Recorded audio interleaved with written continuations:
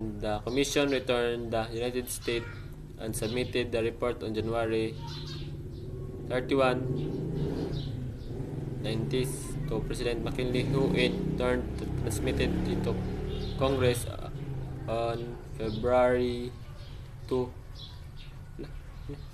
February 2.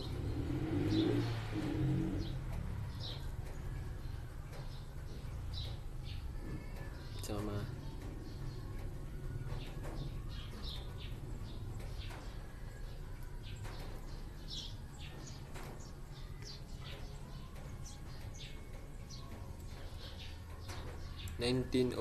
February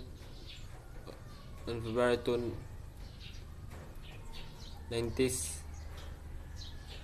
In this report, the Scarman Commission stated that the Filipinos were unprepared for independence. Hence, the United States should remain in the Philippines its recommended. The following.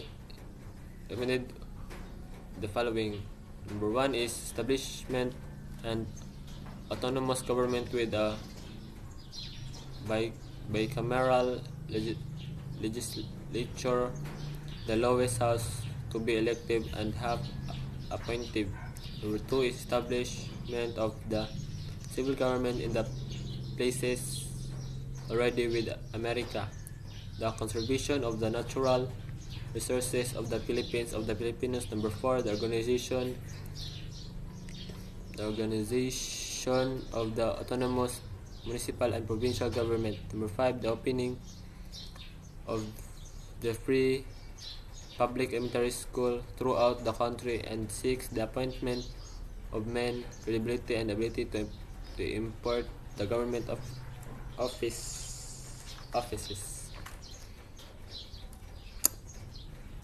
Kani siyang the first commission, ma'am, na nakuha ni siya sa on January 20, 1899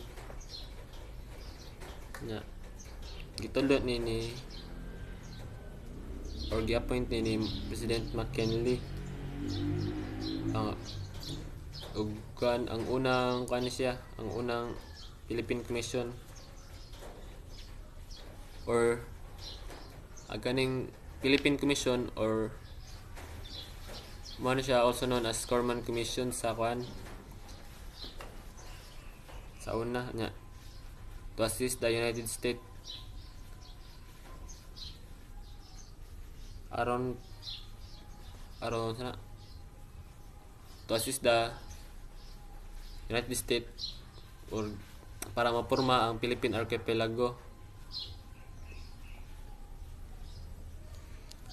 Kaning members sa commission kay sila Jacob G. Scarman, Rear Admiral George Dewey, Major General Elwell S. Otis, sila Charles Denby and Dr. D.N.C. Worcester. Kanipod muna sila yung mga members sa commission niya. The function of the commission kay agwan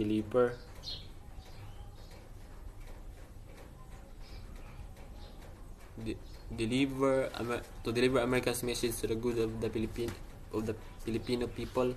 Kan siya mura siya messengers sa mga Amerikano para sa kamayuhan sa Pilipino nya. Sa number 2, to investigate the condition of the Philippines, kanang investigaran nila ang kondisyon sa Pilipinas or naunsa na ba. Sa number 3, to make recommendation of the President of the United States to be as to the kind of the government to be established in the Philippines. Nagkana pagrekomenda sa presidente sa Amerika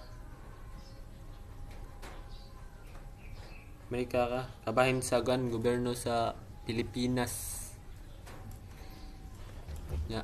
After completing the survey conditions, pagguman nila himo og survey sa Pilipinas condition sa Pilipinas sa kaning commission ay the commission returned the United States ni back ni sila sa Amerika para masubmit aglang report gisubmit on January 31 sa 90s. Gisubmit ilang report ni President McKinley who turned into transmitted into Congress on February 2, 90s. Kaning report, the Scorman Commission kay nag-state sila nga ang Pilipino di daw prepared sa para sana pag iya ka ng independence ba sana ang murag di pa prepared masaligan sa usag-usa ba nag United States dapat gyapon kuno magpabilin sa Pilipinas nya nag-recommend pud kini sa mga kaning establish the autonomous government kaning bicameral legislature of the lower house to be elective and have appointive kani siya kay pag sana suling bicameral dapat daw mag-elect sila sa isa ka lower sana lower house baka nang usa ka puyanan or usa ka kanang mga barangay nga na para may mag-appoint nya the establish of the civil government in the places already with America kaning civil government daw sa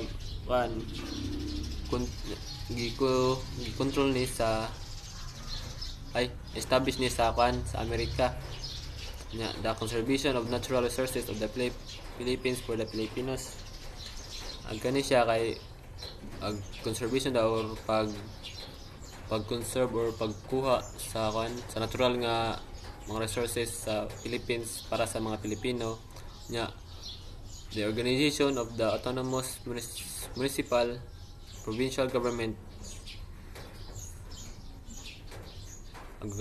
organization daw sa autonomous provincial and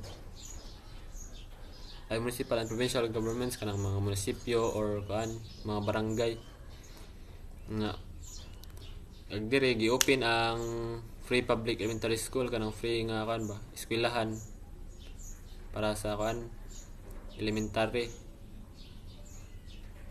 para sa atong nasod nya gi-appoint ni siya sa mga this appointment of men of credibility to ability to import government offices